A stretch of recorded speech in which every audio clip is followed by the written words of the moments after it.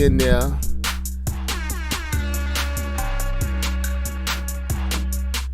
Let me know if y'all can hear me. In the live stream, we had a little technical difficulties, but we are live now. So if you was in the other one, please come and join us over here. Can y'all hear that?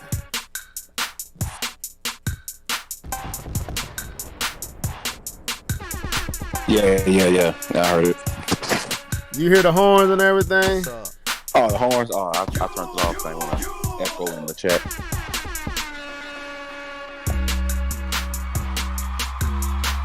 If you can hear us clear, put a 1 in the chat room. We are here. We rest to go. And without further ado, since we behind, let's go ahead and get things crack-a-lacking. Let's go. Let me see. Well, I did change the intro, so we won't even worry about that. But what's been good with y'all? What's been good? Life. Yeah, life has been real. My coworker go on vacation next week, so it's gonna be trouble. Trouble. He working Tulsa. I'm like, oh man, okay. He working what? So my job, we got 4 different offices, and one of them is in Oklahoma, Tulsa, Oklahoma. And then we got another one in Oklahoma City. So, okay. So he gonna be gone and not being able to provide service, and it's gonna be on me and the rest of us. Well, let's get this mug started. Let me see. Am I hitting the right stuff? I don't know if I got this stuff loaded up right. Oh, that's nice. But anyway, so welcome to the show. Stuff is just acting up all over the place over here today. But we are back. We are hoping that you came out to have a good time tonight. We had the cast prepared for you. We got everybody in the building. I think D2K is here. He's going to jump back in. But I got Mr. Norris and I got K-Bum 20 all up in this mug right now. So we're about to get this thing going. Anyway, so what's been good, fellas? Man, doing good, man. Enjoying life. I was just telling you earlier, Level, that I just got a chance to book the family trip. We had to cancel this family trip 3 times already.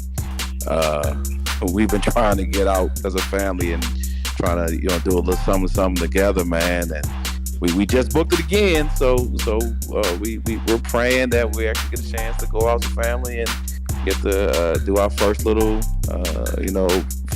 full family type vacation together. So I just booked it, so I'm pretty excited about that. That's what's up. What about you, Keith? My bad, I'm over here chewing. What'd you say? What's been good your way, man? Oh man, everything is cool. Everything is good, man. Just working, grinding, trying to put myself out there as a photographer. Kids are good and healthy. So okay. Well, let's go ahead and get into what you've been gaming on real quick, man, and then we get on to the next part of this thing right here. Let's go. Yeah. You know what time it is? It's time for What Have You Been Gaming On? Oh. Sing it, folks. Let's go. Hey. What you been gaming on? What you been gaming on? I'm changing this. What you been gaming on? All this to be done. What you been gaming on? What you been gaming on? What you been gaming on? Gaming on, gaming on, gaming on.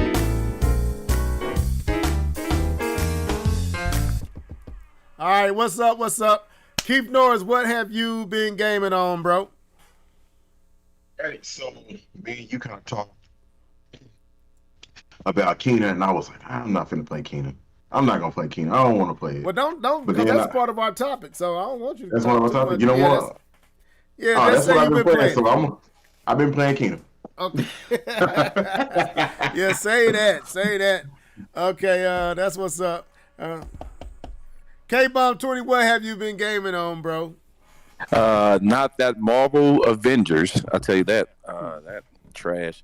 Hey, hold on before you go. Speaking of that, it's on game. It's on Game Pass. I'm downloading it. Oh, it just finished downloading. That thing was 130 something okay. gig. Well, next week. I don't know. Hopefully next week you can give me your synopsis of it, your evaluation of it, to see if K Bomb just tripping. But just give it a little try. Put a couple hours into it and let me know how you feel about it. Yeah, I got you. All right. So, what I've been gaming on is NBA 2K22. So that's what I've been gaming on, and level. I can now give you a recommendation for it. It is safe to buy, so you can proceed this year with getting NBA 2K22. It's been the best 2K in about 2 years, so that's a good thing. There's still some issues with it, but it's actually playable. Okay. Pretty excited about this year. I got my power forward / center out there, dropping 30 on folks' head. I do what I do, but it's pretty good. It's pretty good. So I've been doing that and playing FIFA. Matter of fact, I'm trying to buy FIFA 22 right now because it just dropped. So I'm trying to pre-order that right now and get it for tomorrow, so me and my buddies can start on the next generation of FIFA. So okay. What's going on here? I don't know what you just sent me. I gotta look at this.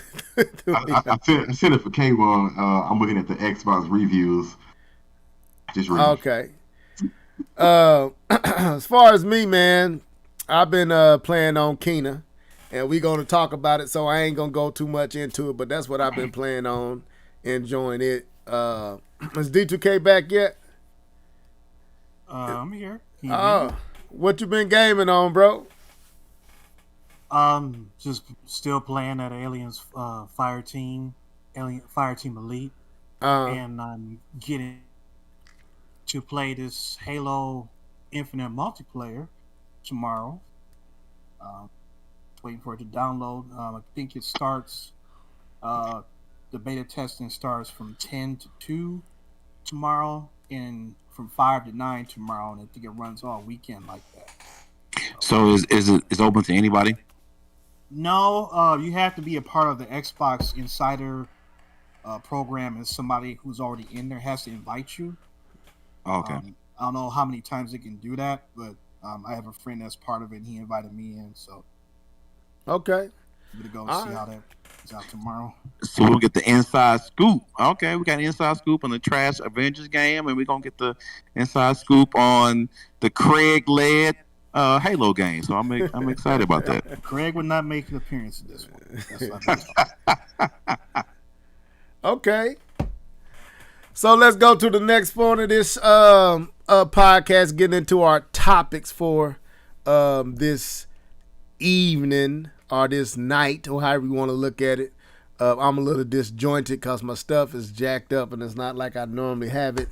But we here. So the first thing we're going to talk about is this Kena Bridge of Spirits for the PlayStation 5 and the PlayStation 5 and the PC.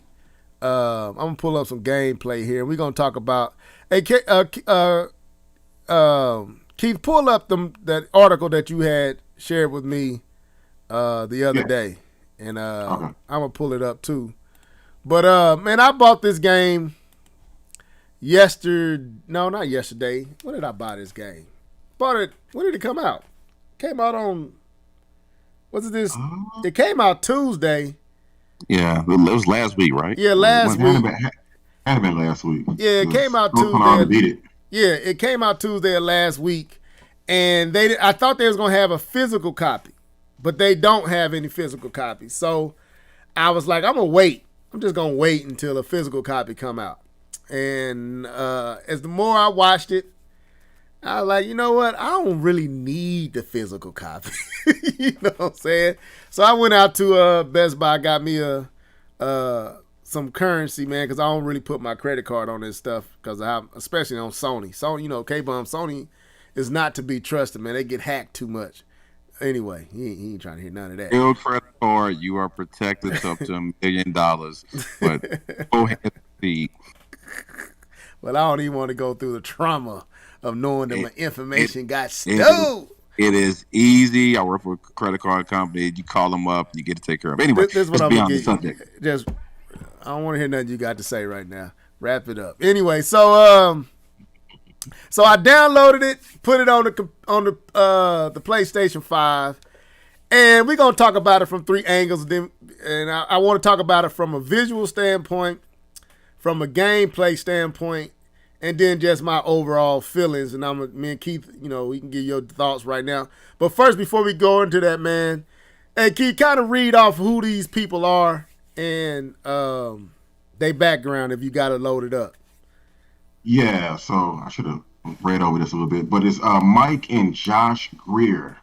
They are the co-founders of Ember Labs, the creators of Kina, independent animation digital gaming studio, and I believe their background is they work with Pixar, I believe, and that's why Kina looks the way it looks.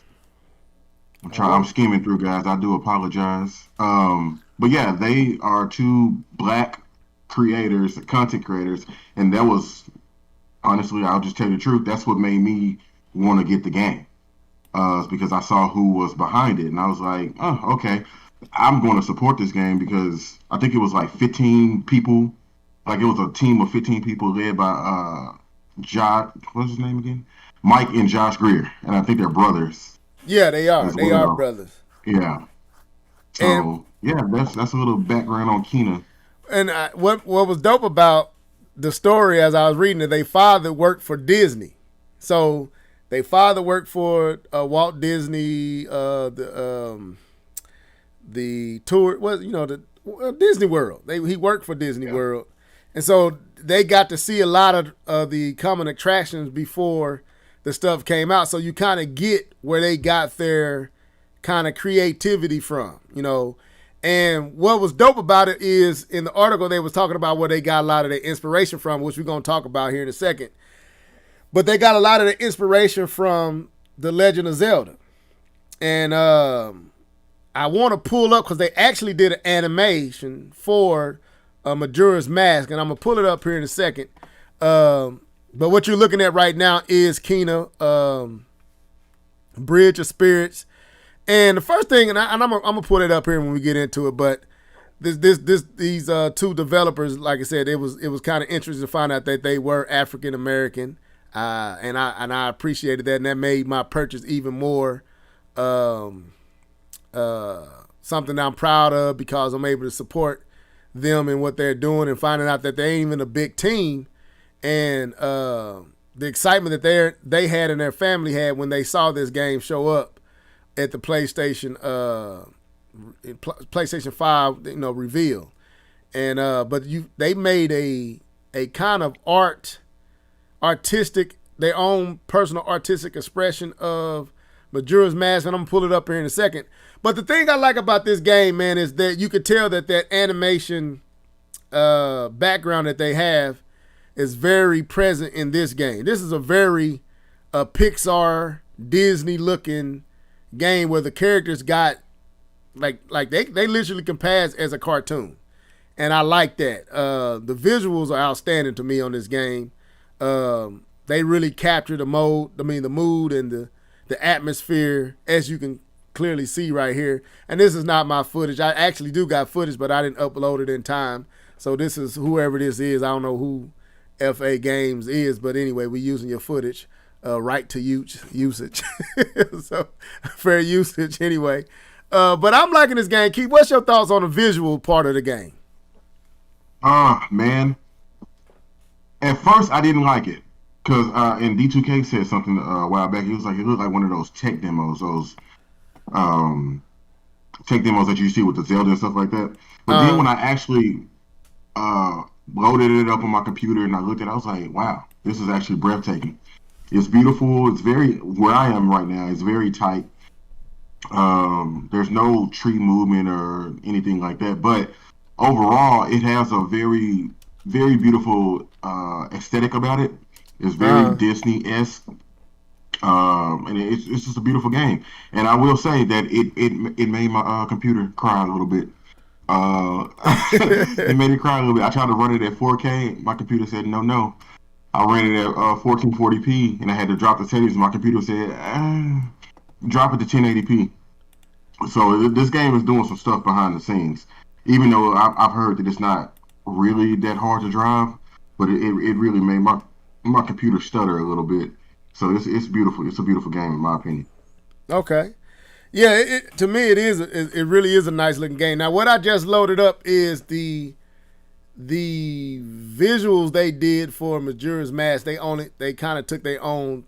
They wanted to kind of give some, I guess, some character or some their artistic expression to how they saw and what they felt about this game, and it makes me imagine like what could possibly be if Nintendo was to ever, and that's into a later conversation, ever give us a system that could actually develop and produce these level visuals, because clearly these level visuals are capable on the other platforms. And I know people be like, oh, you just want a PlayStation, you just want Nintendo. No, I don't want Nintendo to be like PlayStation. I just want to see Nintendo in a better light than they're currently giving us games. I want to see these games kind of at this level. I do. So it ain't really got nothing to do with PlayStation. But these visuals right here, they kind of did this, kind of telling their story, their take on the Majora's Mask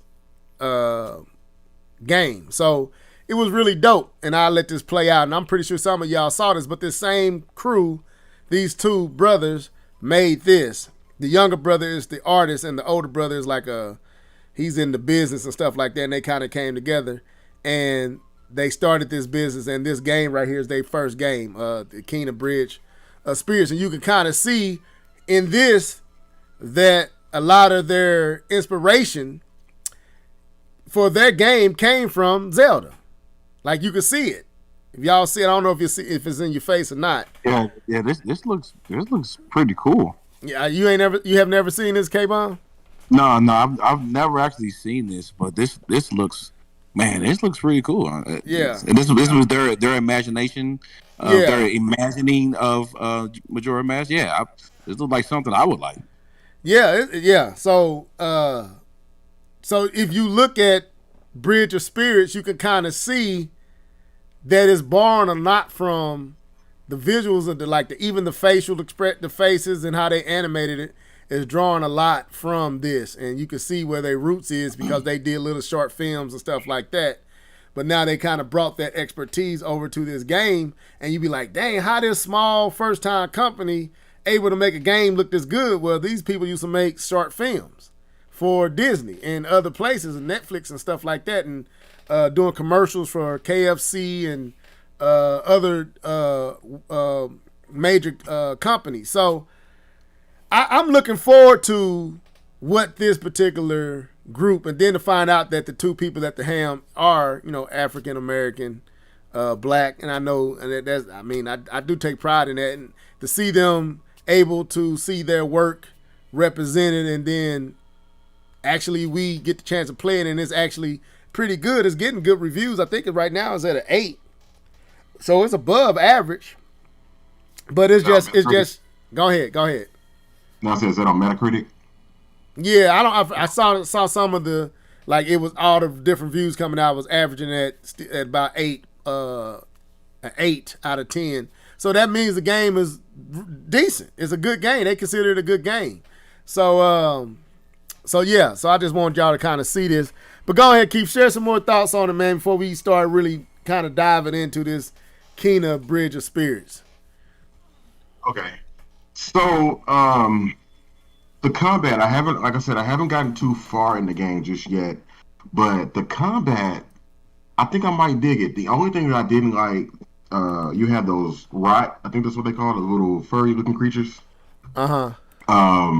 They do something where you can like shoot them And I feel like the controls are a little cumbersome a little bit because you have to hold it with the left trigger and then you have to press X. That doesn't sound difficult, but when you're dodging and you're locking on, you got people swinging at you.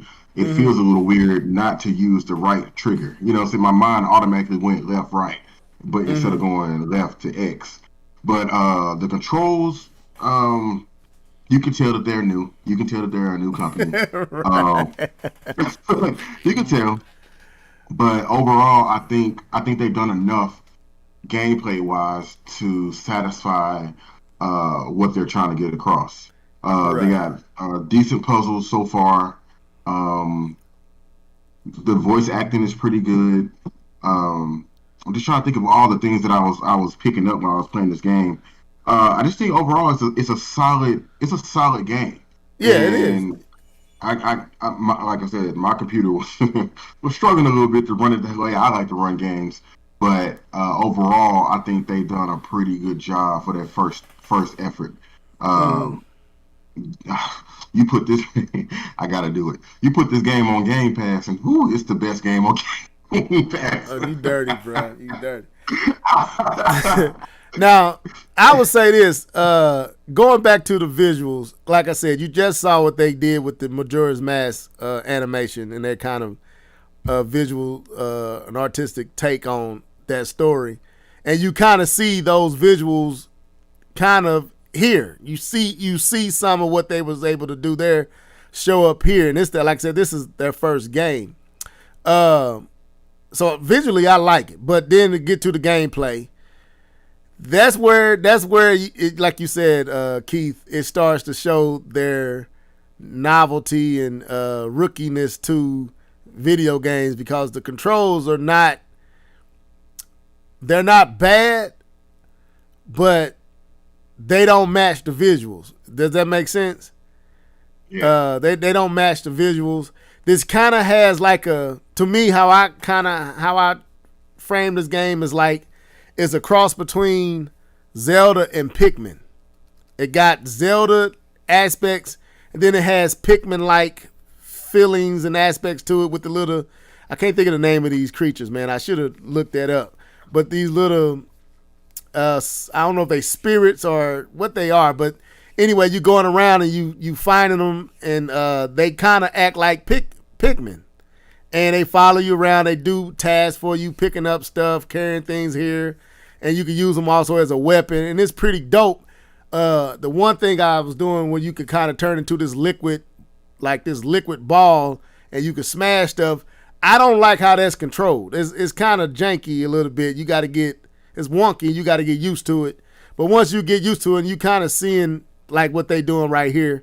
You seeing them carrying vases, and she point to where she wanted them to take it to, and they take it there. It's like I said, it's like Pikmin and Zelda had a child, and this is what it is. And but once you get past the controls and kind of get used to it and come to grip that this is how it's going to control, the story seems really cool. Is engaging, and I think it's going. I'm looking forward to more from them. This studio, I think they got a lot of potential. Keith, I mean not Keith, but K-Bum, D2K, y'all got anything y'all want to add? Right here, you can kind of see them doing what I was talking about. This like, I don't know what you would call it. It looked like water, but it's almost like they go into this spirit thing, and they're able to smash stuff and attack stuff. It's pretty dope. But anything you want to add, K-Bum? Your thoughts? I know you ain't played it, but no, I haven't had a chance to play it. But I did get a chance to look up a couple of things about it. I listened to a guy talk about the PC review of it, and he did talk about the graphics and how it looked and so on and so on. But I really haven't got a chance to dive into it. I haven't jumped in on the PS5 version of this yet. But for what I've seen of it, it looks pretty good, especially from a small studio. It really gives me vibes of Team Ninja and what they were able to accomplish with what was her name? Susuna? I forget the name of that. The one that Xbox picked up, and they're doing a sequel. It's the little flagship game for the new Xbox Series X. But Team Ninja was a small studio just like them, making a triple A game, and it looks like they're doing the same. But Hellblade. There we go. Hellblade. Sesuna's Sacrifice. Oh, okay. That's the Okay, name I of got it. you. So I did have a question. We can probably wait to answer. I don't know now or later, but I was wondering. So what kind of genre does this game fit in? Is it an action adventure? It seems like it's third party, third person, so I like that. But is it an RPG? Is it we play the Witcher. I know it's not on that level of RPG-ness, but where would this game kind of sit as far as the type of game this is? Yeah, it's definitely action adventure. Yeah, I put it right. Like I said, if you into the Zelda, not Breath of the Wild type, but that before that type of, you like that, this giving you all those vibes. It ain't as good as that. It is its own thing as well. It's not just it's its own thing of that type of a game. It ain't Witcher. It definitely ain't Witcher. But it ain't for kids either. That's what I was going to say. You think by the visuals, this is a game for teens and younger, but the controls let me know, no, ain't no kid gonna really be able to pick this up and just get into it. Like it takes there's a lot of different combination with the button and what you're doing, and remembering this button controls that and this button tells them to do that, and you got to remember to hold this button to lead them there, and it's a lot to remember. But even though it has a very approachable, family friendly aesthetic, I wouldn't say go pick this up for your 8-year-old or 9-year-old, 10-year-old. I would say 10, 11, 12 and up probably may be able to handle this. But this really is, like I said, Zelda. If you just think Zelda, man. I mean, I don't know what Keith would say, but that's what I would say. I would say I would definitely try this game if I was 10 years old. I would try this game. That's just me. But that was right. I mean, it's in that same vein of Zelda, in the puzzles, and I mean it's all there. Like the influence is there. But I don't want to just keep saying Zelda, Zelda, Zelda. I mean, for anybody who's interested, sure, if you love Zelda, you'll love this game. But I think this game has enough of itself, right, of its own doing to stand apart. But you can definitely tell the influence, and that's not a bad thing.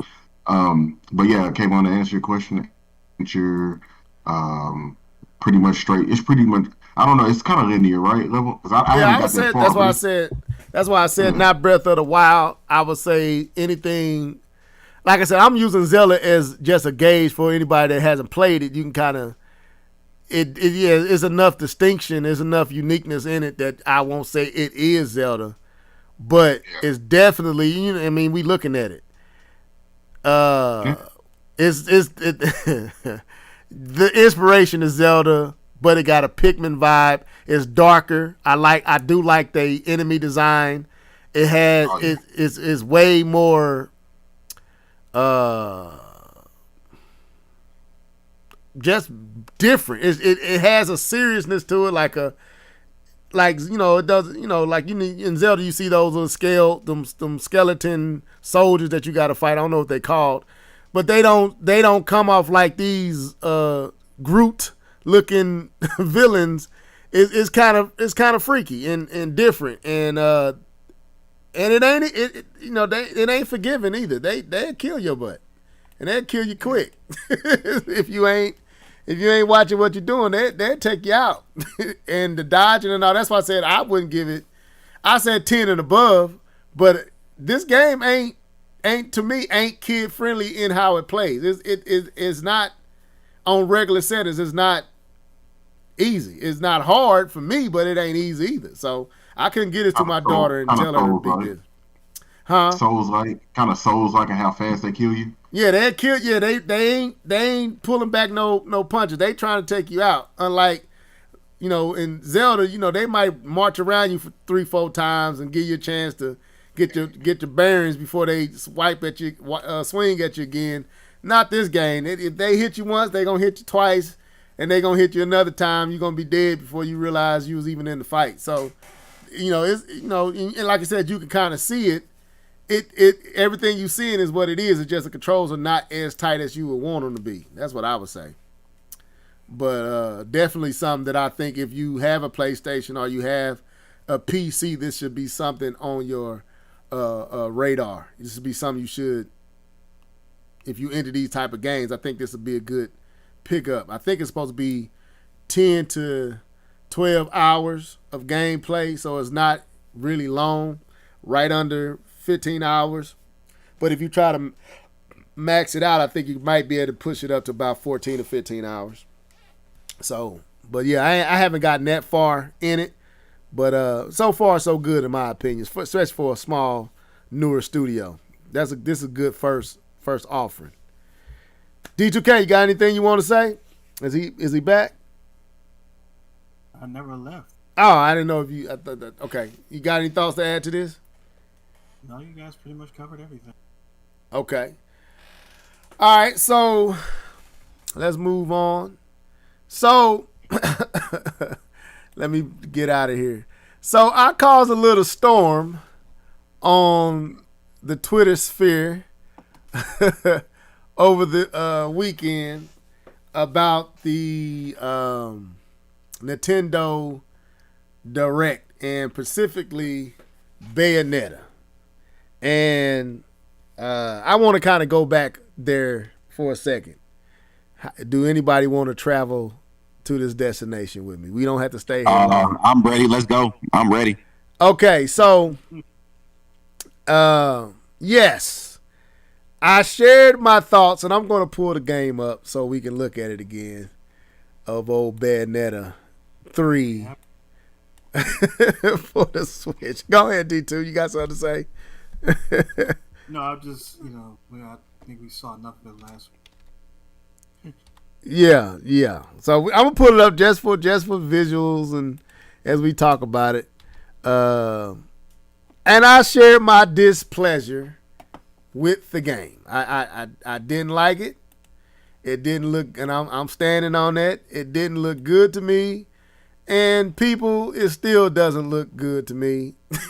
And I don't have no problems with saying that. Now, a lot of people felt some type of way because Old Level gave his opinions on this game.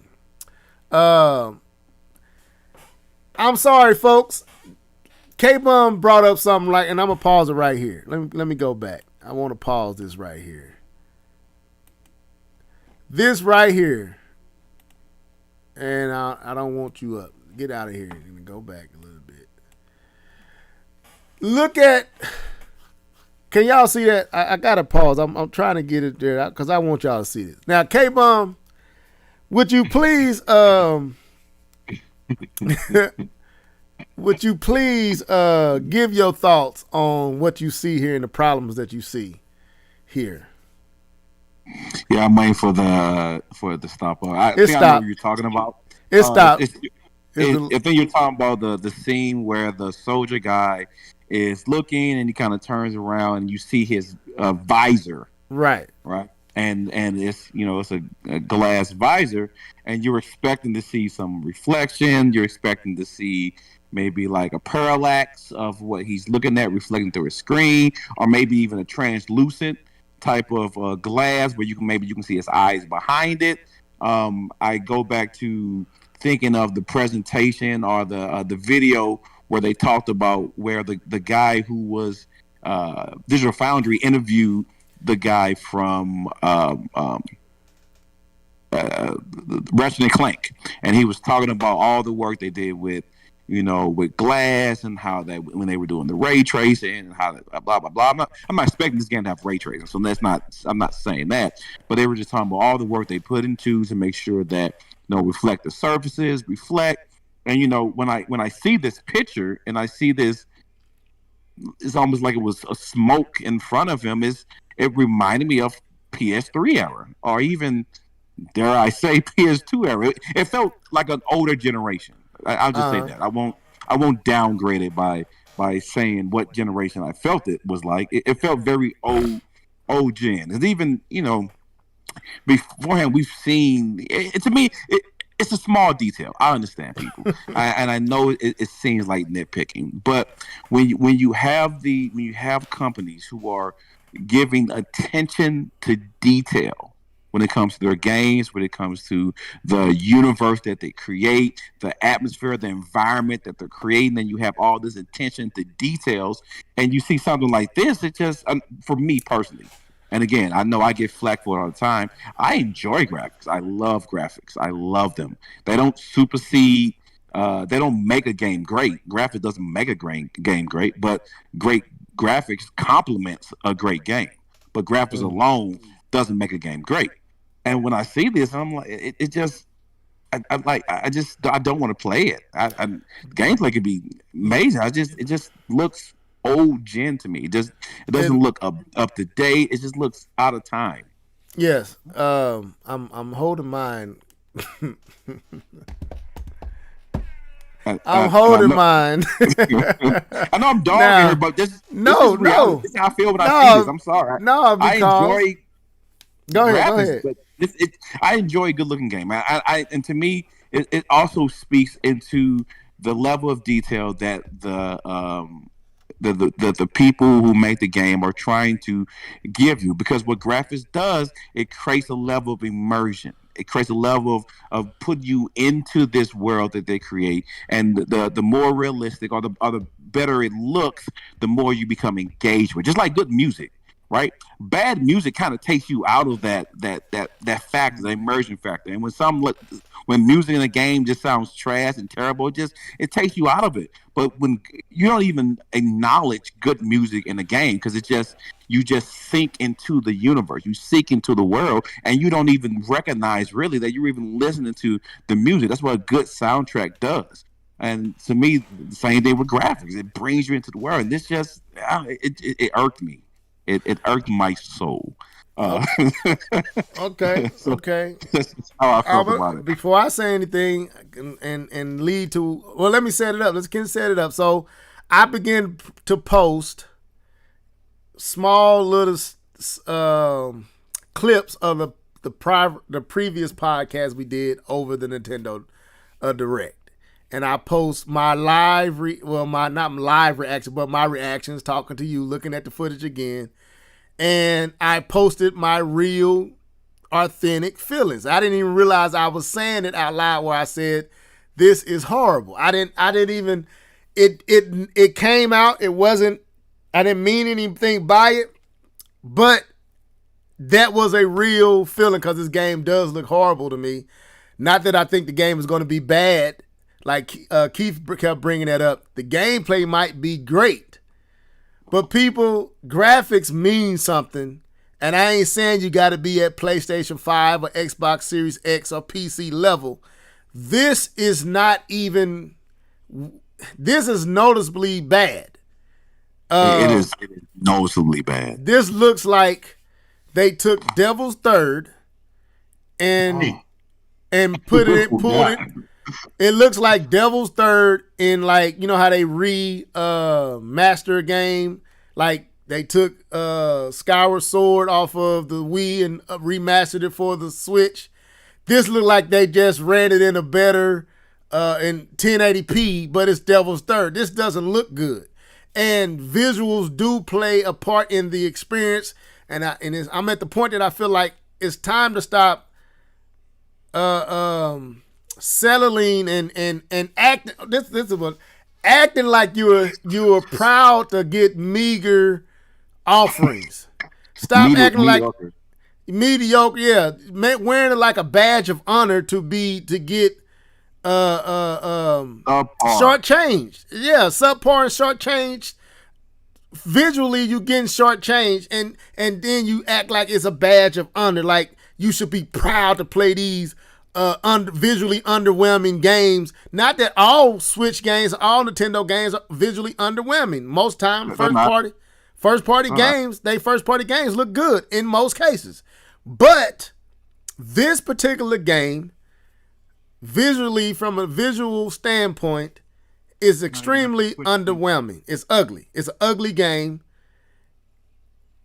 I can count the ways of how ugly this game is. It's ugly. It's ugly. It's ugly, man. So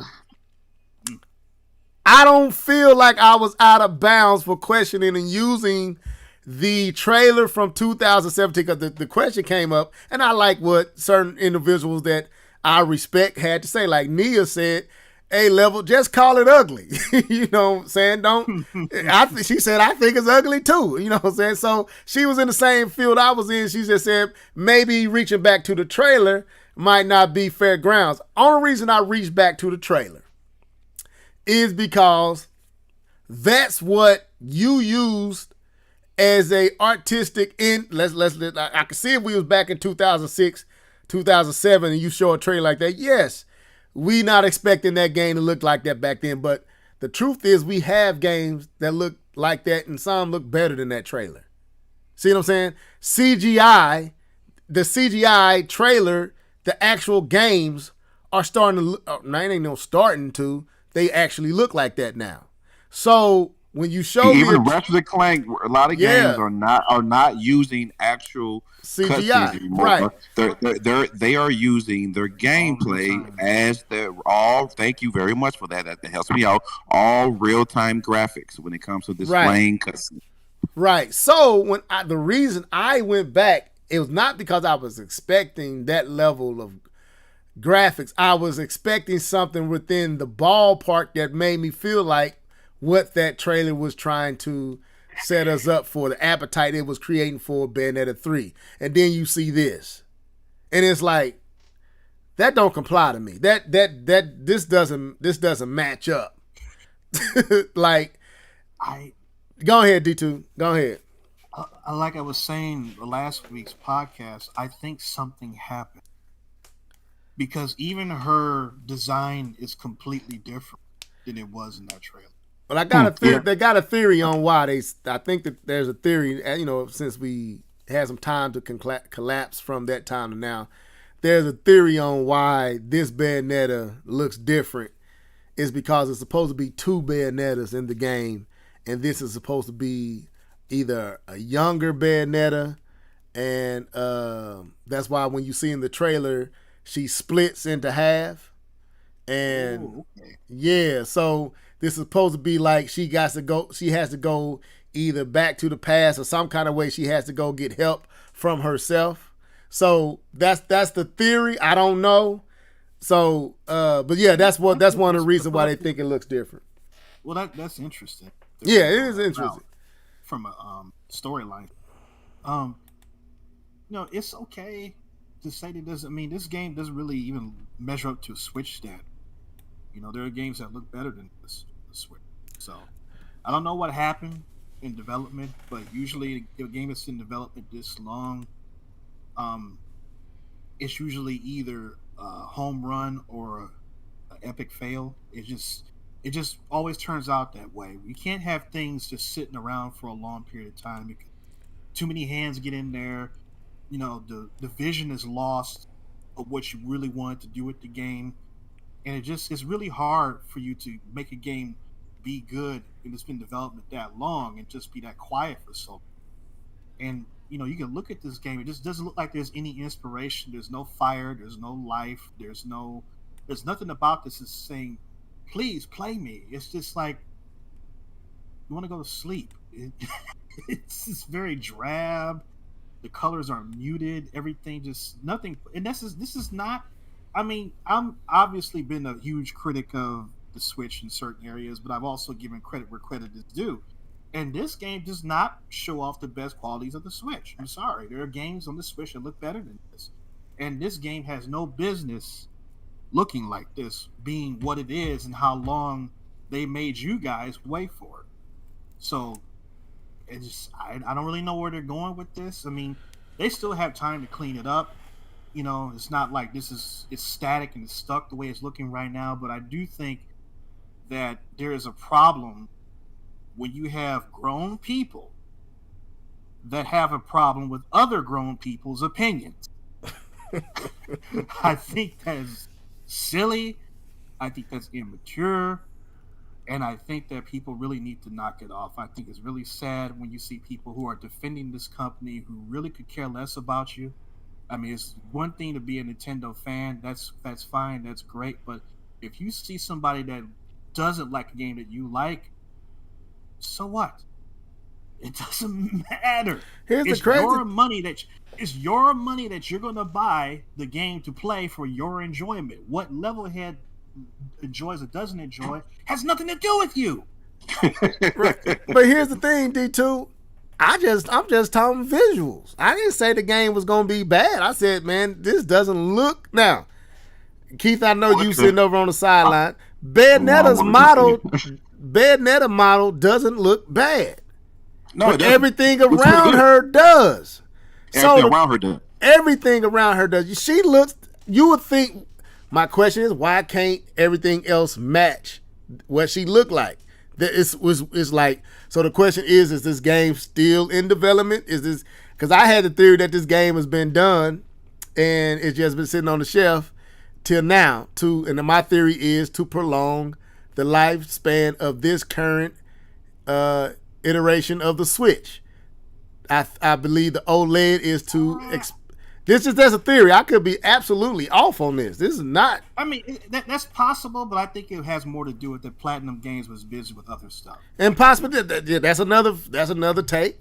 It could be that Platinum was busy on other games. It could be that this game is still in development and this is early. I don't know. They didn't say that. They didn't say this is early. So I have a lot of theories, but the main thing is none of my theories, all our theories could be absolutely wrong. But what is not absolutely wrong is this game don't look good. And while Bayonetta in this particular scene, I like her sleeves, I like the details on her hands. She doesn't look bad. Yeah. You like her shadow? No, I don't like her shadow. They ain't gonna keep stopping. Come on, man. Let's look at that shadow. Look at that shadow. That's beautiful, right? What? Look at the rocks. Wait. Well, is that supposed to be a reflection of her? Oh my god. That like some tar on the road or something. Yeah, it looks. Oh, okay. Now is it supposed to be the butterfly? Is it supposed to be the butterfly? I don't know. Anyway, Keith, you go ahead. But let me say this real quick. It's all this around her that's the problem. Let me crop her out. She's fine. Everything here is good. See how I cropped her out? Imaginarily, I cropped it out. Now, let's look at everything else. Look at these trees. Look at these buildings. Look at this rock over here. This doesn't even look Switch level. This looks bad. And I'm sorry, I can't deny what my eyes see. All right, you got it, Keith. It's yours. You got it. But, y'all did a really good job. I'm just gonna add a little bit because the first thing people want to run to, it's a handheld. What do you expect from the Switch? I think I've seen that in a few comments to you, Level. What do you expect? It's a Switch. I expect greatness, and not trying to use the PlayStation term, but I expect greatness. That's what I expect. You asking me for my money, I expect greatness. Don't say, oh, I'm going to give you something subpar because it's the Switch. Give me $60. No, I expect something really good, and I expected this presentation. Like even back in the day when we was like, oh, the Nintendo Direct, you should. No, if they are wanting my attention, then you're going to have to show me why you deserve it. This shadow on this ground, her model's great, cool. Her face looks a little shell shaded to me, which is not compared to the older games, which is, like what happened? Are they trying to say that the Switch is incapable of those type of graphics?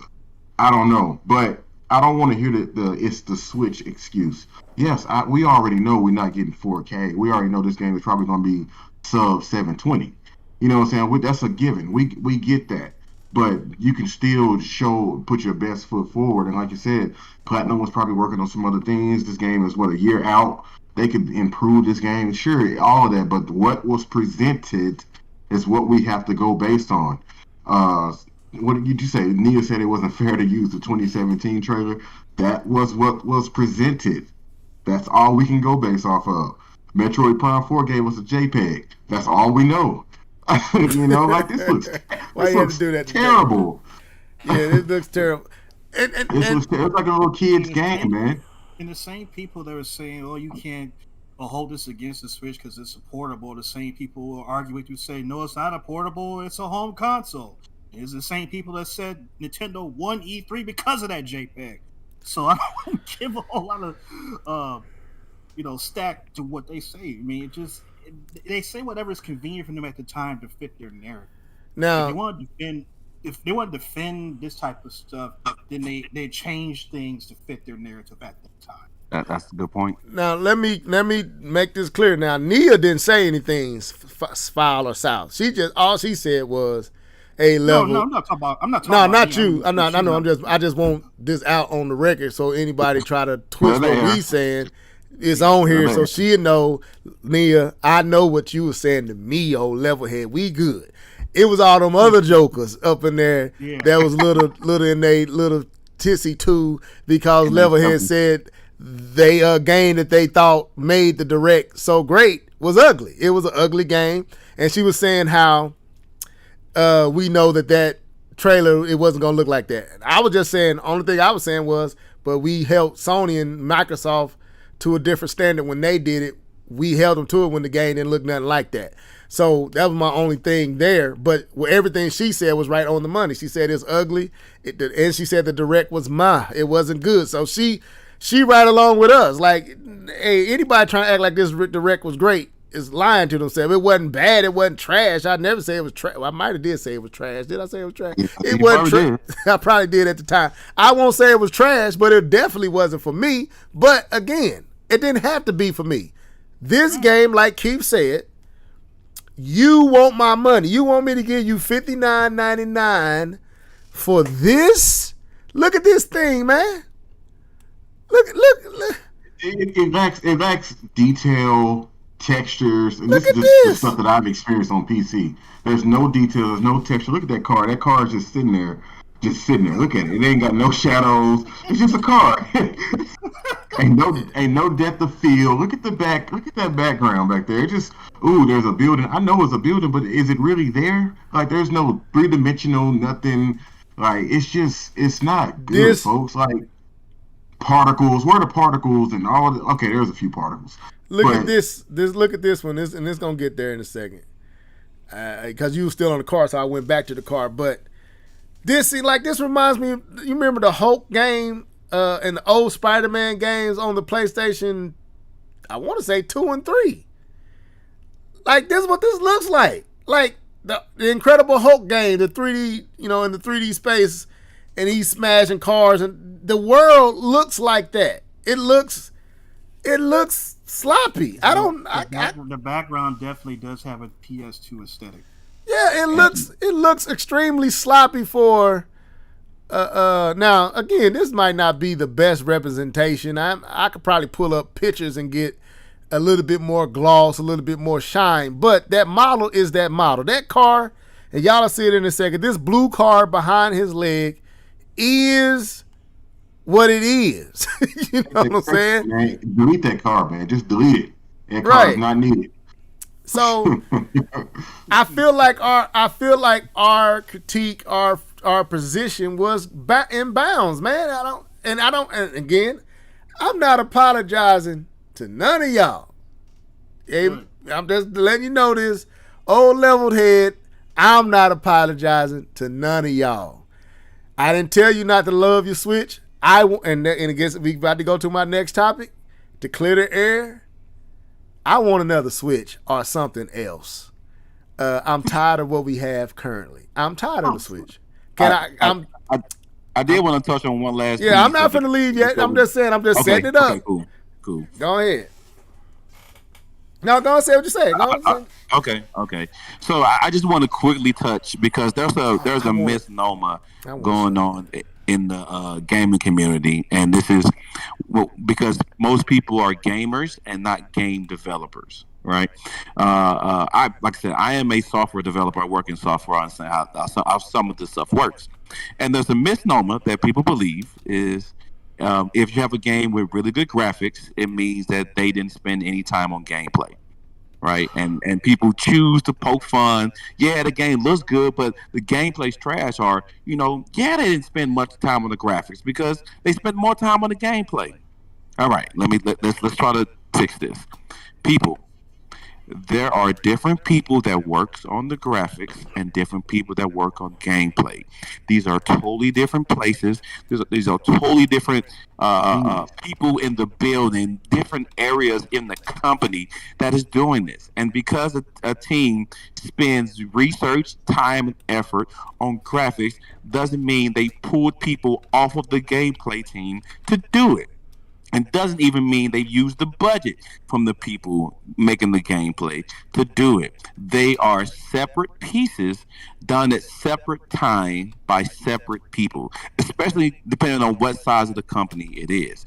So saying that a game with good graphics therefore sacrificed gameplay is a lie. It's stupid. It's dumb. You do not know what you're talking about. You don't understand development, because that's not how it works. So, because I just had a conversation with someone in the comment section who just talked about how people are okay with these ridiculously graphic filled games for PlayStation, and the gameplay is trash. That had nothing to do with the team that succeeded in making good graphics. That was on the gameplay team, which is a totally different team under a different budget that did not succeed at their job. And also here, it seems like the graphic part of the division did not do their job and presented this game with flaws. But also, you have another department of the department that has to work together, which means the implementation team, because you have to take all these graphics, all this gameplay, all this animation, all this technology, and get it all to work within the environment of the game. And that's a different team, because now you have an end-to-end product that you have to make sure works seamlessly together and still runs at whatever frame rate you need it to run at, and is able to do what you need to do. And that's when they start dialing things back and moving things around. So I just wanted to clear the air with that. And I know I heard somebody else kind of chime in, so you can chime in before we head it back to level. It sounds like somebody has their sense about this too. I just wanted to say that I appreciate you for saying that, because thank you for saying that for anybody listening, because you have the audio team who just focuses on the audio. I think I sent y'all something where this guy was doing something for Mortal Kombat, and he was using fruit and vegetables to make the sounds for the kills and the bone crushing and stuff like that. That's a completely different set of people. And you're right. The graphics team didn't hold their weight. They didn't hold their weight. They dropped the ball. They dropped the ball. So and one last piece, and I'll let you go ahead, D2K. I'm sorry. One last piece, and just for people, just for y'all can understand, great graphics does not make a game great. Right? A great graphics doesn't make a game great. We're not saying that, and we're also not saying that bad graphics makes a game bad. But what I am saying is that great games are usually complemented with really good graphics. Great games are almost always have good graphics with them, as long as with good sound, along with good gameplay, along with good map design and everything else that goes with making a game. Because a game is not just gameplay and graphics. There's sound, there's level design, there's character AI. There's a lot to go with it. So hand off back to you, D2K. Well, I mean, bravo, bravissimo for everything that you said. To add to that, for those people who say that Sony are basically just a graphic intensive company and that's all they focus on, they obviously don't own a PlayStation or never have, because Sony has been all about the immersive experience. They're not about just great graphics. They're about great sound. They're about great gameplay. They're about great story. Sony is about making you feel like you're playing a movie. In every aspect that you enjoy when you go to a movie theater and you watch these big blockbuster action movies like MCU movies and stuff, all your senses are enraptured by them. It's not just the visuals. It's the sound. It's the rumble in the theater, the seats and everything. If you go to a 4DX theater or something like that, it's an immersive experience like you were talking about earlier. And it doesn't make a whole lot of sense when I hear these Nintendo fans say things like this, or not even non-Nintendo fans, even some other fans and not even Nintendo fans think this, of Sony. This doesn't make any sense. God of War and Ratchet & Clank blew that notion out of the water. Just completely destroyed the idea that superb, pristine, and cutting edge graphics and cutting edge gameplay can't be married together. We're looking at it right now on the screen here. This is my footage. This is me playing. I went to my channel and this is something I put up and it goes back to what D2K said. The reason I pull it up is I'm not trying to have a 1-to-1 comparison of a Switch compared to a PlayStation 5. That's not the point of this. It's to show you guys that visuals do play a part in telling you and in bringing you into the game. And to me, Ratchet and Clank is what D2K just said. You don't have to choose one or the other anymore. And I think that's the mindset that I'm at. It's like, at one time you did have to choose either gameplay or visuals because one of them was going to suffer. You know, PlayStation then was guilty for back in the day cutting it on the controls and everything, but in the tightness of the controls, but the visuals and everything was there. Well, I'm sorry, they not. They got the controls. This game controls extremely well, and it looks equal to how it controls, and it feels like something. And I'm not saying Nintendo doesn't do that because Nintendo does do that, but what I'm saying is when you start experiencing this stuff at a higher level, you do start to scratch your head at, okay, why are we still holding it back like this? Why can't the developers that made Kena, whose clear inspiration is Zelda, but they ain't bringing their games to the Switch? Why? Because they probably can't make it look like they want it to look. And I think there's a problem that's starting to become a problem. And I believe the Switch was a great device to pull Nintendo out of the dire strength that it was after the Wii U. But it's like, are we going to milk this past its true lifespan and expect the consumer not to be like, look, okay, at this point, Nintendo, we need something new. Now, I know D2K said there might be something beyond a hybrid system in the horizon, and I'll be there for all that. But even if it's not that, we need something more powerful than what's currently here. And your own games are showing that you need something more capable, but you gave us a screen. But I'm scared that the screen ain't going to be able to mask frame rate drops. And I'm not going to be playing on my small 6.5, 7-inch screen. I'm going to be playing on a 65-inch with 4K, with a surround sound that I paid good dollars for to experience 2020, 19, 20, 21 games, and you were forcing me, who bought the Switch for the TV experience, not the handheld, to continue to have to suffer through this because you can. And that's what it feels like to me. Nintendo does a lot of things that they do because they can.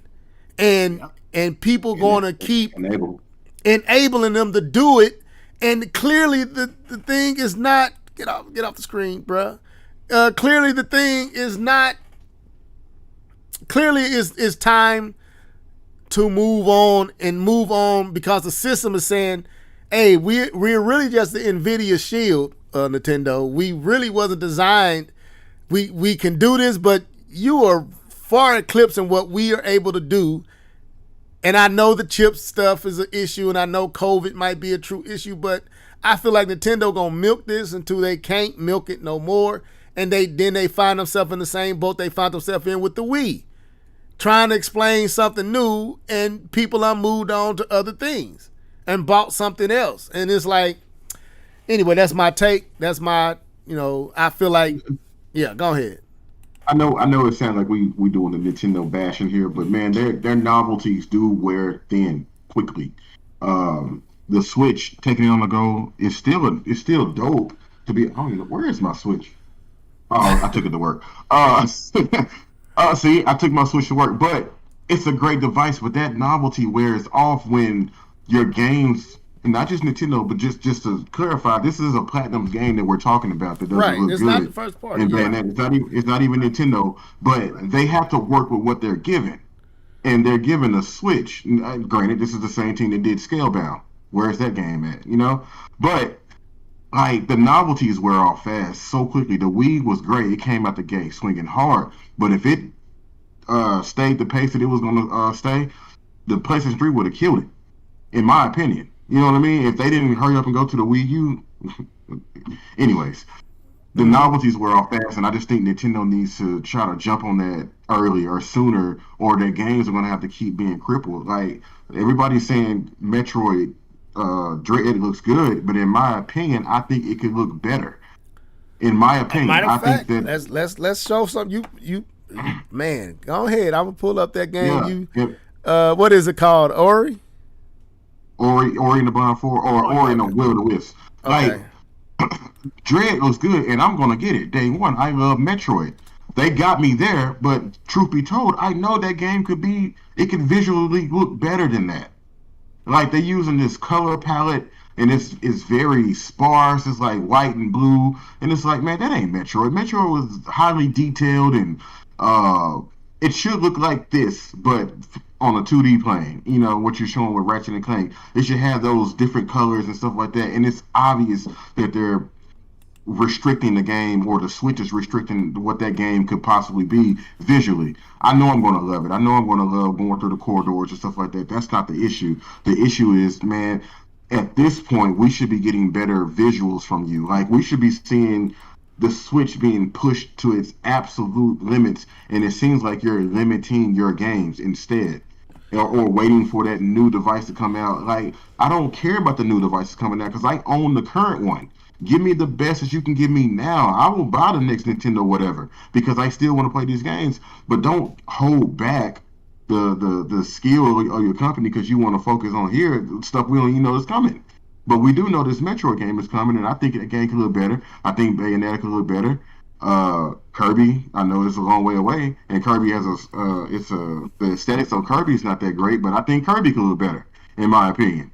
Now, I just think these games lack detail and texture and that little extra artistic something that they're missing. now It's look missing something. look at this. This is Wisp. And now Keith, you put me on this. I didn't even really pay attention to it. You haven't played this? No, I have played it, but Okay. but look at but this is a Xbox game being ported over to the Switch. But look at what they are trying to do, and I know people. It's like, anyway, because it ain't no way to not step in the mud and cause offense, but I'm trying to explain. Keith, you hitting it right on there. There is an intent. K-Bomb said it. There is an attention to detail. I'm not saying that Nintendo doesn't, because I'm gonna show Metroid Dread, and I think Metroid Dread. Me and Keith kind of part ways. I think Metroid Dread looks good, but there's things in Ori. There is details in Ori in the background and stuff like that that's different. I don't, and this is on the Switch. This is not the Xbox. This is not PlayStation or PC. This is the Switch version that you're seeing in your face. It's the movement. It's the flow of the grass. There is extra attention to detail. It's moody. It's different, and like right here, like it's clearly because they do have a mindset with the graphics. It pulls something more out of them because the graphics is important to them. Whereas Nintendo, the graphics is not. And that's where it ends up lacking, is the graphics. Because, go ahead. That makes sense. I don't know if that makes sense or not, what I just said. Well, I mean, I'll kind of branch off of that in terms of being an artist. I'm an artist, and I feel like whenever somebody tries to put me in a box, or they try to put me in a position where they say you can only do it this way, this way, this way, this way, whatever it is I'm working on usually turns out pretty. As an artist, whatever it is that you're doing, whether it's music, whether it's drawing, whether it's making something with your hands, or whatever it might be, it's an expression of you. It's the ultimate expression of who you are. You can't put handcuffs on something. when you allow somebody to just give them a blank canvas and they just say, go create, this is what happened. But when you say, well, you can create, but you can only go this far, you can't use this and you can't use that, and then you have to pull this back and you have to tweak that, everything gets lost and it becomes something that's robotic, becomes something that's inorganic, becomes something that's sterile. And I think that's where a lot of games are on the Switch, because the limitations don't allow the developers, the artists, or the programmers to really do what they really see in their mind. They have to think like, well, I really want to do this, but we can't because we don't have enough memory, we don't have this, we don't have that, and then suffer. But it's easier to take a game from a console where you can already do that and scale it down to fit the Switch, which is what they're doing here with this Ori game. But building games from the ground up, it's almost like, man, what can I do here? So, it is difficult for developers that are making games for the Switch from the ground up, because when you see stuff like Ori, you see stuff like Ratchet and Clank, when you see stuff like God of War, all the stuff that you see on Sony and Microsoft's consoles, developers are like, man, we want to make that. It's like Kenna, we want to make games that look like that, but I'm dealing with this NVIDIA Shield here. You see what I'm saying? It's just it's not really fair to developers to put them. It's really not. Now, I just showed you Ori and the Wisp.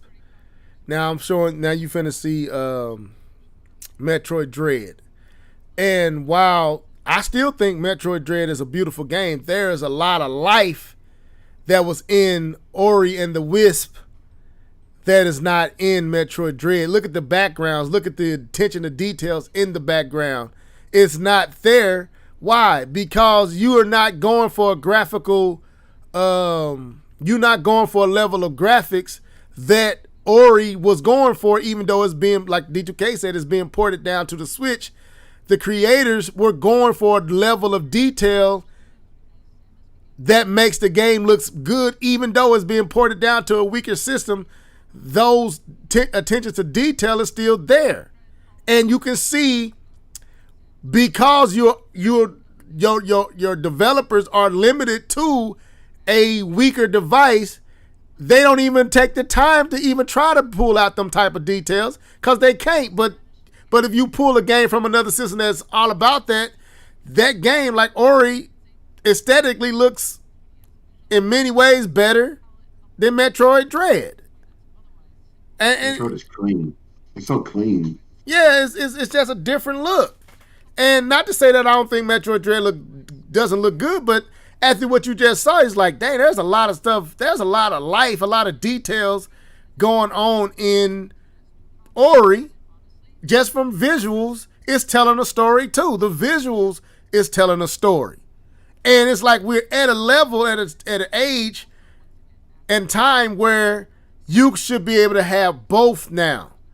And I understand that the Switch is what it is, but I believe they should be setting the stage for something else. And I know that Bloomberg article came out today, and I believe there is some truth to that article. I think Nintendo is damage controlling, but we could talk about that, but I really wasn't. But anyway, I feel like it's time. I feel like it's time for better. And I'm just at that stage with it that I want to see these games on something that can really allow them to shine like they want to shine. Because clearly the developers, you can see they have a desire, but they know they extremely limited because of what Nintendo's strategy is. They have made it a thing to undersell you with the graphics, but keep giving you those nostalgic and those games you love. But it's like Nintendo, you unmade billions. You might be able to afford, not necessarily to do what PlayStation's doing, I'm not saying that, but do something that's beyond what you're currently doing, and give your fan base something that something that really showcased what you're trying to do in its full potential. That's all I'm saying. That's all I'm asking for. Well, let's put it on the table right now. Nintendo has the money to make the most powerful console ever made. They have the money to make a console that's leaps and bounds more powerful than the Xbox Series X. They have the money to make a portable hybrid more powerful than the Steam Deck and eat the loss. They've got billions of dollars cash in the bank where they can just eat that loss. They could do that if they want to right now, but they won't. And I'm not saying that they should. I'm not saying that they should. I'm just saying. What's that game? Animal Crossing. Yeah. So that's right. Go ahead. Now finish what you're saying, Keith. No, I was just saying that they could take the money they make from Animal Crossing and make a whole new console. How much money they made off that game? Right. So my thing is, I'm not even gonna say like I everything D2K said is absolutely accurate. But D2K, I'm not even saying to do that. I'm not even saying that might not be a smart business move. I know what I can already hear him saying.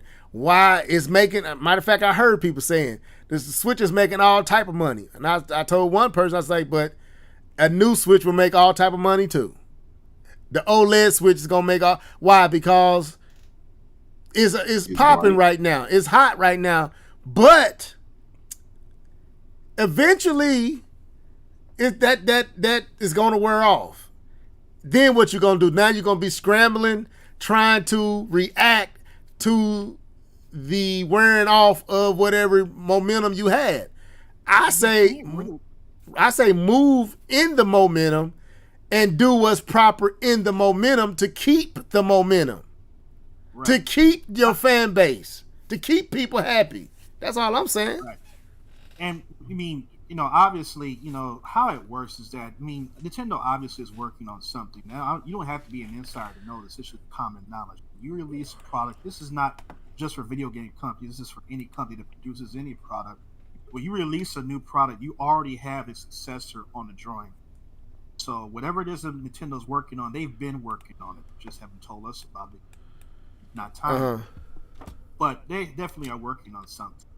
And it's really weird that we're almost 5 years into the life of the Switch, and Nintendo's life cycle for consoles is usually 5 to 6 years. So it's getting kind of close, it's getting kind of late. And what happens when Sony and Microsoft decide to do their mid-gen refresh? Are you always going to be one step behind them? Every time you take a step forward, it's like it's a lateral move because they've already took a step forward before you, and you're still always behind. That's the reason why they have to. They got to play to win. They got to go for as hard as they can, whatever it is. And it's not going to be a conventional. They're not going to give us another box. It's going to be another gimmick. It's going to be something we're not thinking about. It's going to be weird, and we're going to be like, "What is this?" But they'll explain how it works, and they'll show how it works. They'll show a game that they created just for this new console. They will say, I understand now. And we'll all go out and want to buy it. Some of us will. Maybe not me, but a lot of people go out and buy it. So, it's not doom and gloom for Nintendo. We're just saying that, the Switch did its job, but it might be time for it to exit stage. Yeah, K-Bomb, I don't want to hold you out of this conversation. I'm just showing games. This is Breath of the Wild in 4K, 60 frames per second. So that's what you're seeing. That's what you should be seeing right now. And that makes this game look even better. But just imagine if the game was running on a system that can really show it off. And the game was beautiful. This is a beautiful game. I think what they did with this game is amazing for what is on, right? Is this what ray tracing turned on? This is ray tracing too. But imagine what we just watched with Kina. Imagine that aesthetic on this game. Well, I'm still salty that we didn't get what we got in the 2011 conference. So, like, this is a beautiful game. Yeah, I'm with you on that, D2K. But this is a beautiful game, But look what they doing a lot of trickery to make it even look better than what it currently look. But what if it? Just imagine what the possibilities would be if Nintendo gave whoever the team that developed this game gave them more to work with than a NVIDIA Shield. This is what they pulling off with an NVIDIA Shield, folks. And well, not the ray tracing and all that. So let me back off. Well, go ahead. I'll say this. The game naturally is doing this, and because all they're doing is just up-resing to 4K. They added the ray tracing, but the game itself is actually doing this. But the issue here is that Nintendo actually put forth a lot of effort into this, and that effort hasn't been translated to more games, in my opinion. Now, I'm not a developer. I know it's hard. You know what I'm saying? Or else I would be a developer. I know it's hard. And I'm not saying to just sit on the couch just taking point. I'm just taking what they've given us. And they put a lot of effort into this Breath of the Wild game that honestly was not seen on other games outside of what, Mario maybe? Not too many other games. The games at the gate do to me look better than what has come since those games. The first, and that's not supposed to be. Right. The games are supposed to get better. Bayonetta doesn't look nothing in this round.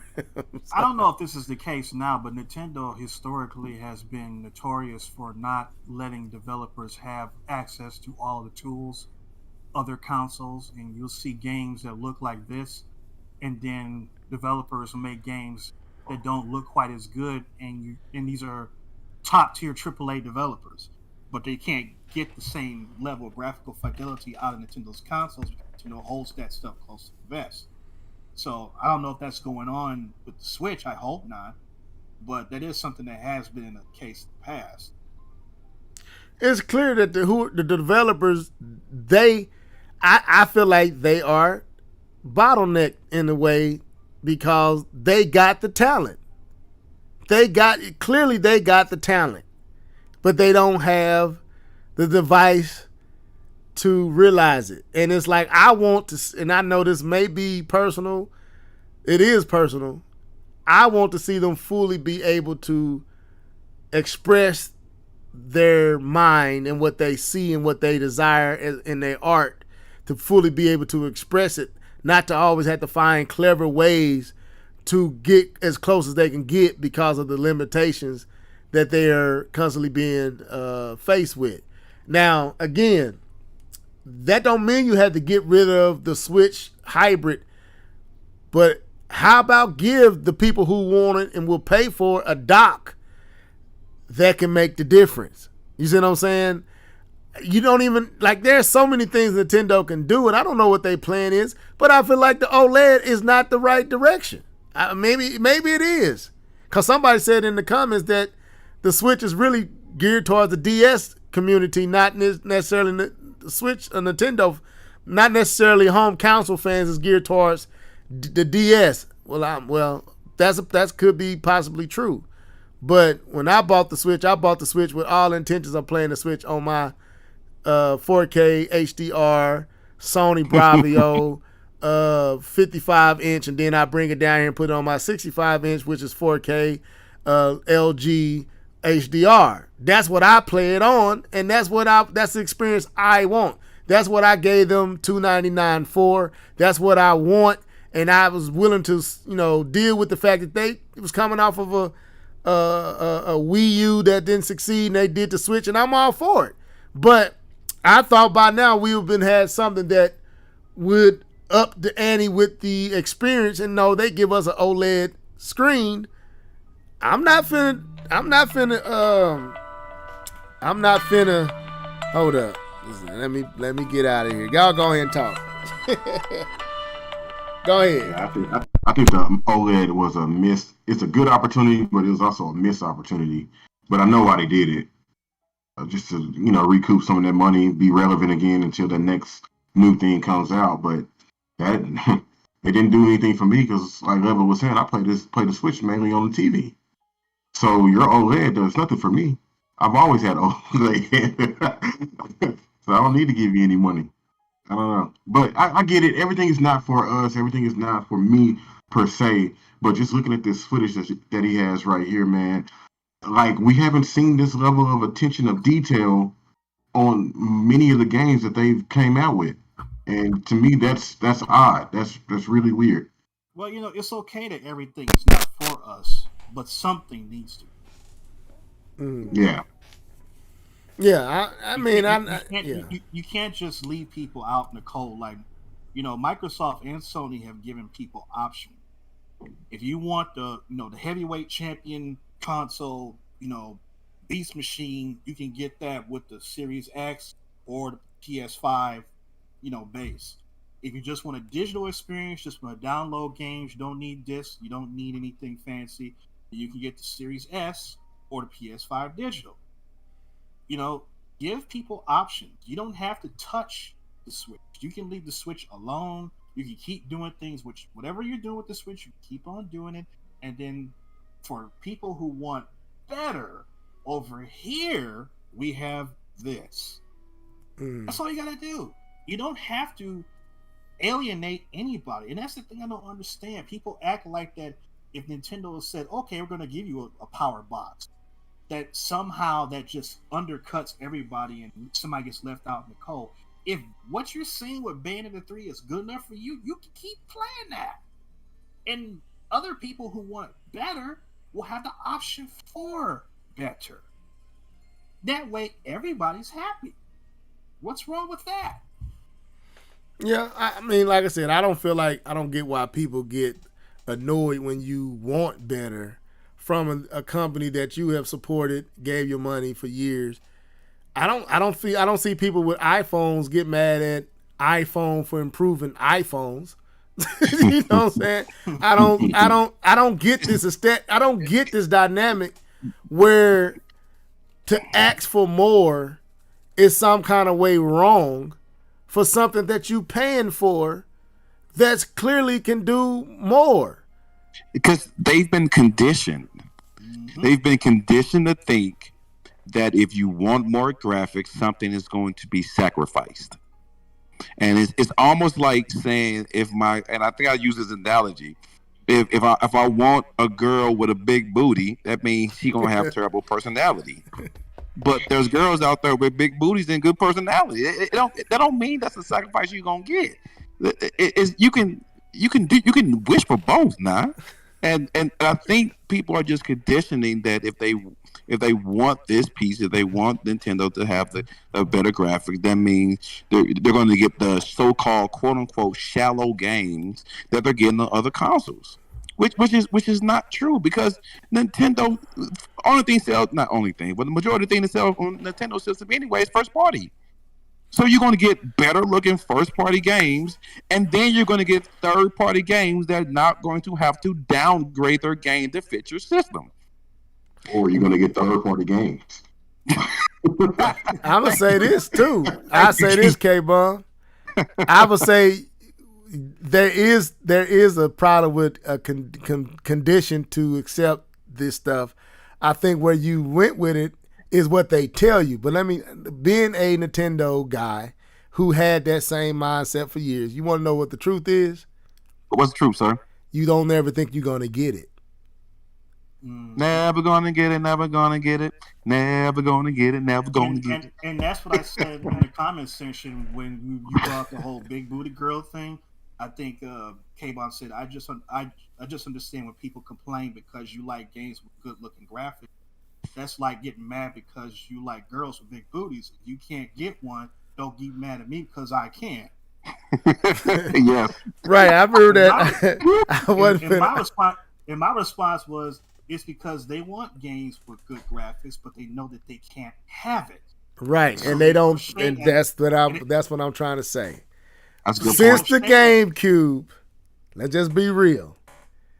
The GameCube was the last system that you could honestly say Nintendo was making a serious effort at graphics. Nintendo was known for graphics. The 64 was about graphics.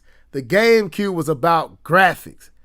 They went the way that they went for whatever reason they went it. Now there's so many reasons they say, they was they was in debt, I guess, and they might have couldn't afford to keep up with Microsoft and Sony at that time. I don't know. I'm not in Nintendo's behind the scenes and know all the wheels and deals that's going on to see why they did what they did and told their investors what they told them. But they went the Wii route. They gambled and they won and they made billions. Then they milked that and they took on this mindset that we're going to keep coming with weak systems that's clearly 3-4 years behind where everybody else is. That's what Nintendo's been doing since the GameCube. We're going to give you the GameCube with another GameCube taped together. That's what you got with the Wii. That's what we got. We did it. It was the motion control. When we should have got up to where other companies were, they didn't do that. They held on to the Wii. The Wii almost lasts, 7 years? Then the Wii lasts almost 7-8 years. So the That Wii was a long generation. that was a long generation across the I think board. PlayStation was about 10, almost 10. Yeah, they all lasted long, but the other two systems actually could stand the test of that time. The Wii couldn't. It was clear that the Wii had about a 4-year window before it was going to need to improve its graphics, but the success of it, they kept milking it to the people start walking away because it got to be so noticeable. That's why Skyward Sword didn't do that great, because it was visually not good looking and people didn't want to have to do the motion control the whole way through. The motion control horse had already gotten out of the barn. When Sony came out with the Move, Microsoft came out with Kinect, that was pretty much the jump in the shark there.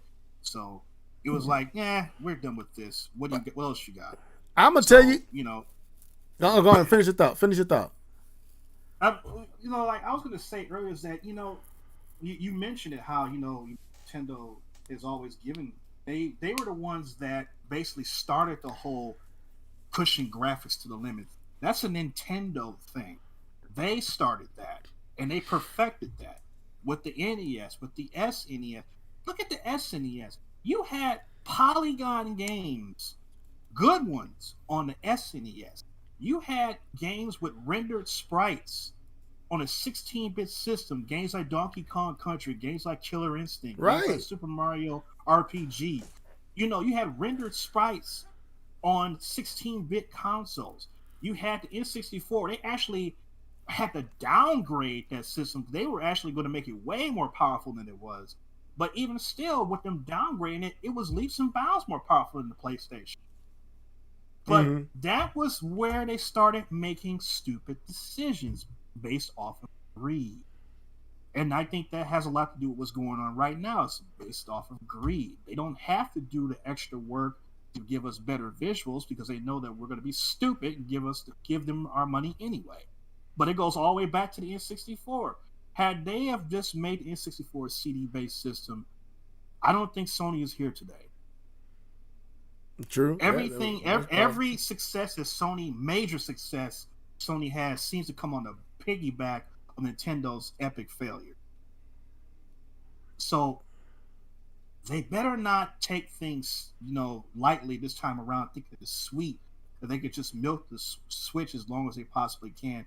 Whatever it is they're working on, they better have that ready within the next year or so. Seriously. Now, I'm gonna say this. I'm gonna go back to the Wii.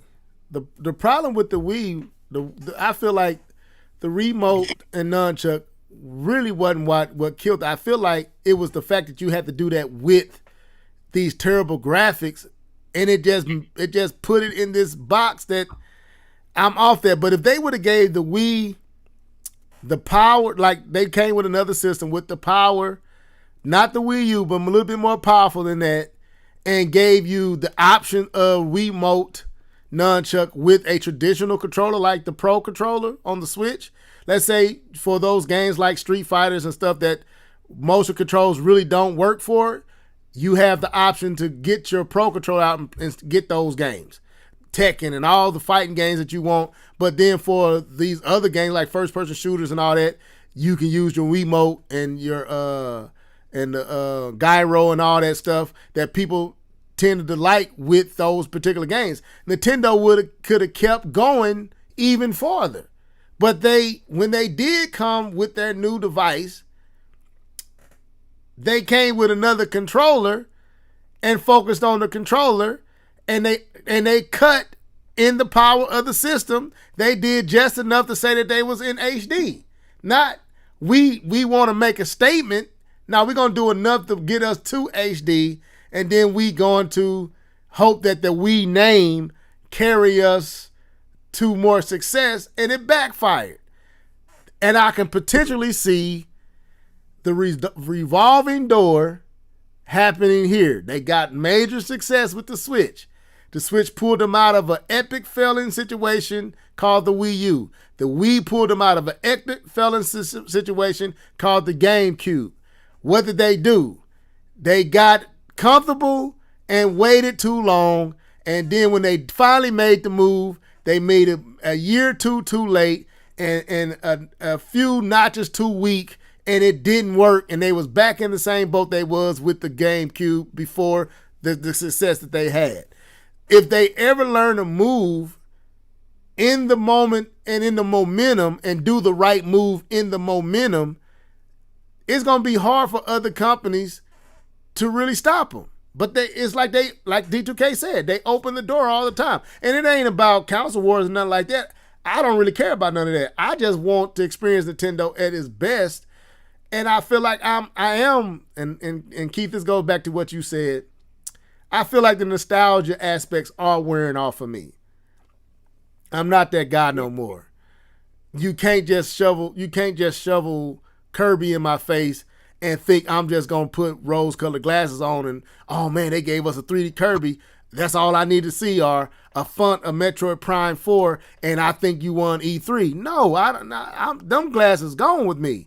I've seen Ratchet and Clank. I played God of War. I know that these games are great in ways that Nintendo games are great, that we don't want to give these folks credit, that they unmastered some stuff that Nintendo ain't even touched on yet. And we can't keep on lying to ourselves because we love these games and we have this relationship with these games that we love and we want to make them more than they be. Now, Breath of the Wild was everything it was supposed to be, and it was that. And I believe Breath of the Wild 2 will be all of that because Nintendo's going to ensure it, because they're going to put the time in to make sure that game is that. But it's all the other stuff that Nintendo do that they will kind of cut corners and bend it and milk it and play around with it. But they're going to make sure Breath of the Wild is why? Because they ain't going to play with that game.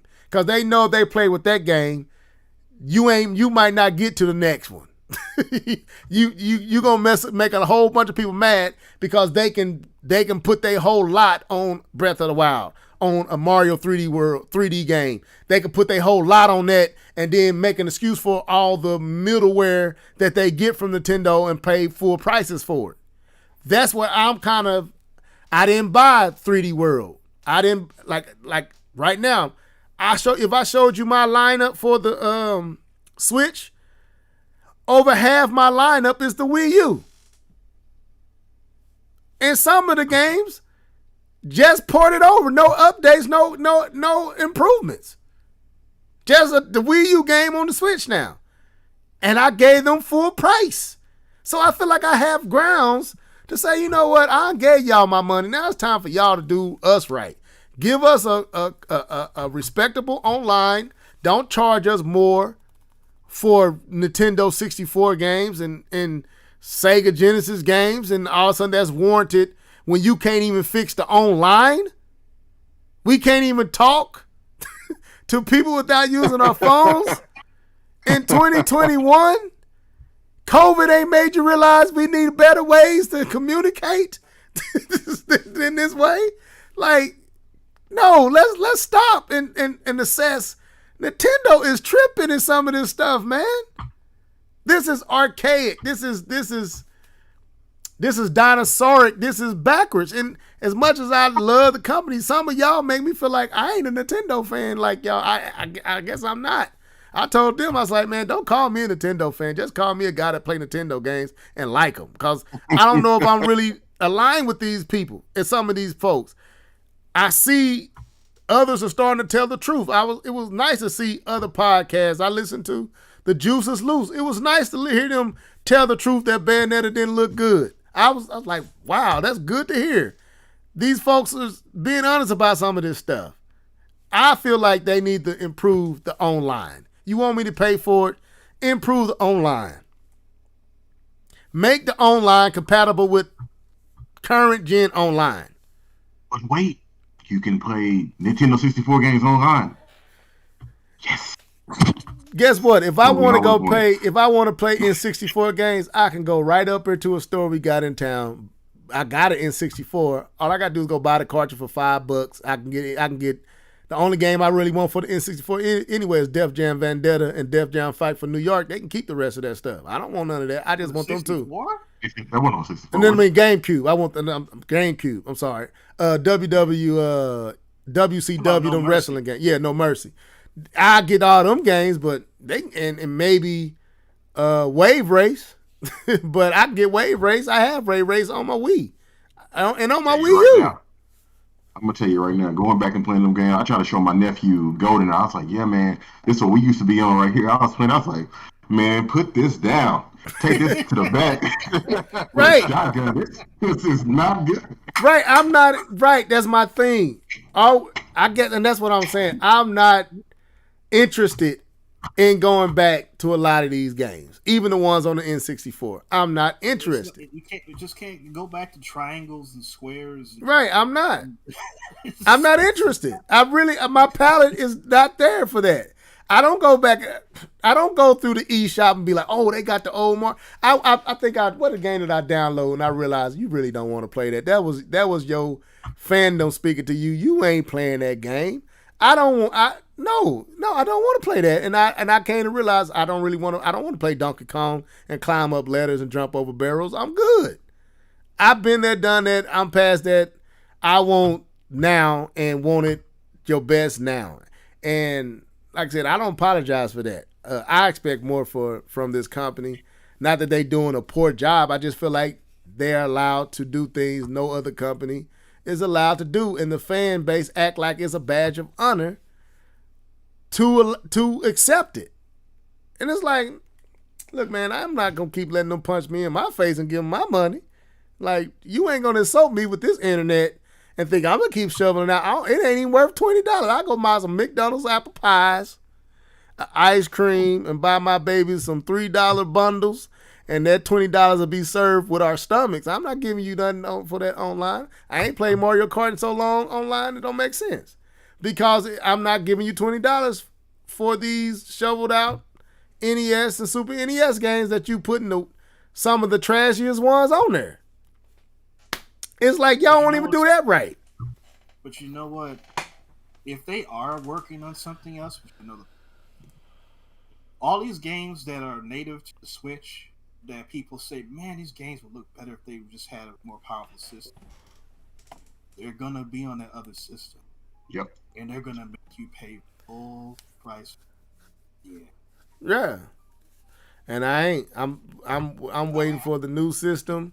That's why that Bloomberg report, I think it has some smoke to it, some fire to it, because they got out front of it so fast. Because they're trying to ensure that them OLED switches sell. I believe that report got some steam to it. I really do. Now, I didn't read the report. What exactly? The report is that a few developer studios, and they named one of them, I can't remember what it ain't, are making 4K games for a system that supposedly doesn't exist. And the rumor is that they actually do have dev kits for 4K, something that's 4K that Nintendo is asking them to make it for 4K gaming, and so they making the games 4K, and then and then what happened was, who was that, Keith, who put the article? Bloomberg put it out there, and they've been on this for a while, and because they the ones said that there's an HD Switch in the development, and Nintendo came out fast and quick on their Twitter and other places and emphatically said this is not true. But I believe that's because they trying to ensure that them old people, because they know people, if they had the choice, if they knew a more powerful Switch was coming, a lot of people ain't gonna buy that OLED. And that goes back to something John Shaw said. that comes back to us being drug addicts because we buying an OLED because it's something new from Nintendo, but that ain't really what we want. But you're going to go out there and buy it. You're going to find every reason to go buy it and justify, yeah, I need that screen. You don't really need that screen. You just need to buy something new from Nintendo because you're really tired of where your Switch is currently too. So you're going to go buy that to feel like you're getting something new, and you're going to get them $350, and then they're going to turn around and give you what you really want, and you're going to trade that in and spend probably $400 for the Switch that you really wanted or whatever else they got coming. I'm not going to do it. I'm going to hold on to this aged device and play my games on it and I'm going to get Metroid Dread on that and play it until that new one comes. I want a new Switch. But you have to go back and read what they said. And I said this in the comments section. Go ahead. They didn't say they weren't working on a console. Right. They said that they're not releasing another Switch. Right. I like them attention to details, D2. So basically, it's like, oh, the Switch Pro is coming. Wait. No, don't look for a Switch. Don't look for that. Yeah, something's coming, but it ain't a Switch. It's going to be something that has you using your feet. No, okay. I'm surprised. I really wouldn't. I'm telling you, it's not going to be a conventional thing. It's going to be something we're going to be like, what in the world? But they make it. I hope. Anyway, one thing I did like about the Switch is it was normal enough, even with in its uniqueness. There was enough normality there that you can get. Like I said, I don't have to use the Joy-Cons. I can use my Pro controller, and I don't have any issue or any problem with motion controls. I like the Wiimote and Nunchuck, but sometimes I just wanted to use a traditional approach to the game. I felt like that game, the remote and Nunchuck didn't add nothing to it. Could I just get a regular experience? But whatever they do, I hope that translates over, that they still do whatever new thing, because Nintendo gonna always try to add something that ain't been done. Just also have enough normal there to where if you don't want to do that, like with the Joy-Cons, I didn't have to do the Joy-Cons. I don't even use my Joy-Cons at all. Only time I use the Joy-Cons when we play Mario Kart with my little girls, and I put them in the little wheels for them to turn like they really driving, and me and my daughter play with the Pro controllers. I don't use my Joy-Cons at all. They never come off my dock, off the Switch. My Switch never leaves the dock. That's not how I play. I didn't buy Game Boys and Game Boy Advances and DSs. I bought one for my kids, but I never bought one for me because that's not what I was there for from Nintendo. And you gotta account for gamers that like Nintendo like me. Not all of us was paying them ugly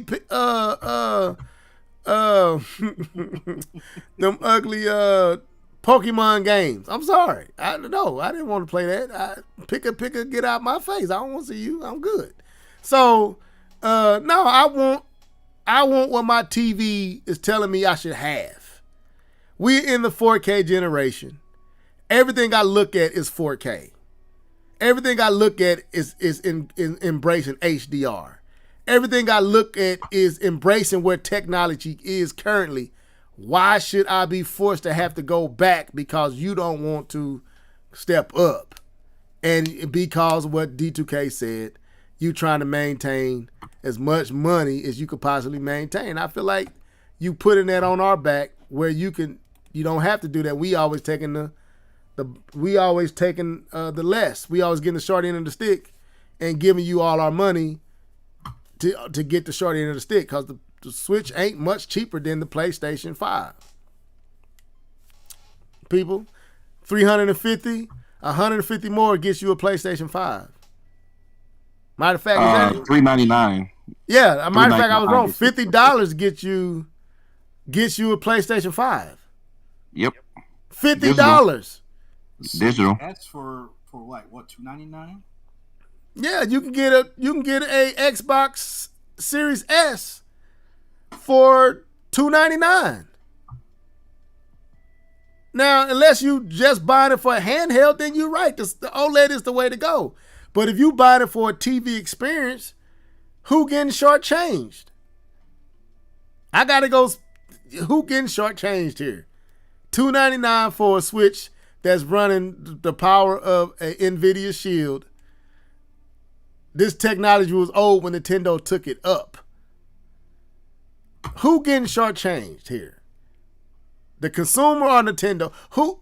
Y'all got to start looking at stuff like this, man. Nintendo can do better. Ain't nothing wrong with asking them to do better. They can. The Steam Deck is showing them you can if you want to. You can do it, and you can sell it for a reasonable price. The Steam Deck, the base model ain't that expensive. And they doing, they doing more. It's definitely selling at a loss, though. Like I said earlier, Nintendo can afford to do that. Yeah, they can, but they not. But hey, I don't feel like we wrong for stating truths. I mean, this is opinionated, but it's also got some truth to it. Nintendo can do better, and I think, and I'm not even saying that they was wrong for doing what they did, but I think we at a time where it's time to move to something better, and it's like y'all give us this, and it's like, man, why y'all always seem to do the thing that nobody's asking you to do? All we ask you to do is do what you know you can do, and you just gonna do. This is do they like it once they see these OLED screen. Man, do you realize y'all should have been had that OLED screen on there? Anyway. I tell you this though. I know we about to get off here, but I tell you this: it's gonna come a time where somebody is doing Mario better than Mario, Zelda better than Zelda, Metroid better than Metroid. And nobody's going to be looking back like, oh, look at Nintendo. They still got Mario. Well, Ratchet and Clank, let's just use Ratchet and Clank as an example. Let's say it was doing the same thing that Mario was doing, but better. But now you got it in 4K, 60 frames per second, utilizing all of the technology, like you just said, Level, that's around you every day. And now I got to come look at this muddy, grotesque thing that you're trying to offer me. And it's like, man, I look at 4K, high resolution all day, every day. And I gotta go back for you? Nah. Yeah. It's gonna come a time when somebody's doing this stuff better than them. And Keith, I think we already there in some capacities. Go ahead. You guys were talked about Astrobot and how that game really just turned the tables about what you thought about Sony platformers. And that just, when I first heard about it, when my friend got it for the PSVR, he's like, man, you gotta try this Astrobot. It's amazing. And they just created a brand new IP that someday could be in that realm where Mario is. So it's getting to the point. It's been not sweet for but it's getting really, really not sweet for them because, like he just said, you're going to have. I think people already are outdoing Nintendo in certain areas. Because I think they're not giving us. It's not that they can't do it. It's just that they aren't doing it. So, and other people are filling that void where Nintendo should be. So it's not really a dig at them to say that other people are outdoing Nintendo or doing Nintendo better than it. I mean, we want them to do more, but Okay. Hey. Yeah. So we're gonna go ahead and wrap this thing up. I'm gonna say Nintendo. The thing that helps Nintendo is games like Breath of the Wild and stuff like this. They do unique things that's Nintendo-esque, and you just don't get that. But people are catching up. Matter of fact, they caught Ratchet and Clank caught up. Ratchet and Clank is doing what Nintendo wished they did, and Ratchet and Clank is doing it. Yeah, I'm sorry. That's one of the best platforming action games all the way around. Everything about that game is amazing. But anyway, we're finna get out of here. We've been on here long enough. We're gonna keep streamlining this down. We went a little long because of, again, my internet be dropping for whatever reason with my modem or my router. So I'm gonna get that improved. But anyway, final thoughts, and we gonna get out of here. Go ahead. Oh yeah, final thoughts. No, it was good again to get on the podcast and chop it up with y'all, man. I enjoyed the conversation. I enjoyed kind of the session that we got a chance to clear the air. Especially some of your activities on Twitter, and I look forward to the comment. And we don't say these things and expect everyone to believe and agree with what we say. It's okay to disagree. If you guys don't agree with what we say, it's okay. Disagree. Leave it in the comment section. Tell us about how bad our opinions suck. It's cool. That's how the world works. It works that way. You can disagree. You don't got to be limited and just agree with what we said. It's cool. Just see us next week. We'll be back on. We can disagree I'm so then. sorry. I did not see all these people over here because I had my screen on full so it can show up right on y'all's screen. I see Dark Sun Rider up in here. What's up, Dark Sun? I see who else I see up in here? J Love 954. I see him up in here. Welcome, man. Welcome. Welcome to the show. Thank y'all for tuning in tonight. But anyway, yeah, we off of our clearing the air. I told y'all, I I had a lot to get off my mind. So that's where I'm at. It's not that I hate Nintendo. I just want I want more than what I currently got. I want a reason to play my Nintendo, and I feel like about a year now, year and a half, I haven't had one.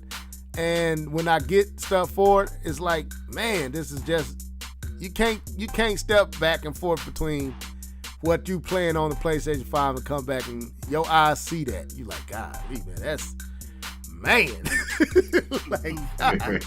Woo, like, boy, was that what I was thinking was so great looking? People, if you don't want to feel like I'm feeling, let me just give you this warning. We finna go. Don't buy anything better than what you got. Because everyone that has a PC and another system gonna tell you what I'm telling you. They ain't gonna argue with me because it's just there.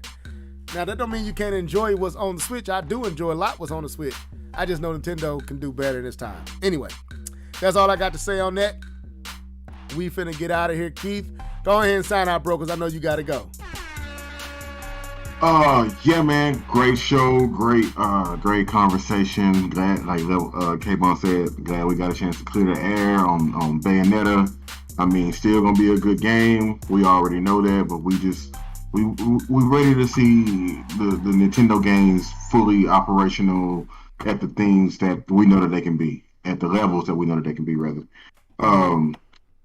That's it, man. That's it. That's all we want. That's all we want, man. Just, we still, honestly, and I'm probably gonna question the next Nintendo console. I'm probably gonna be like, I might wait, depending on what they show me, depending on what it is. I could possibly wait and be okay. So just putting that out there. You heard it here first. Okay. 10/10. The last day of September. Go ahead, K-Bomb. I think you win. K-Bomb, you win? I've already gave my sign. I can say it again, but Bob already gave my sign out. All right, D2K, I know you don't do this, so this is on level. Don't dislike me too long, y'all. Don't dislike your boy too long. I'm still here, y'all. I'm still here. I'm still playing these Nintendo games, but boy, we gotta go. Out. Peace.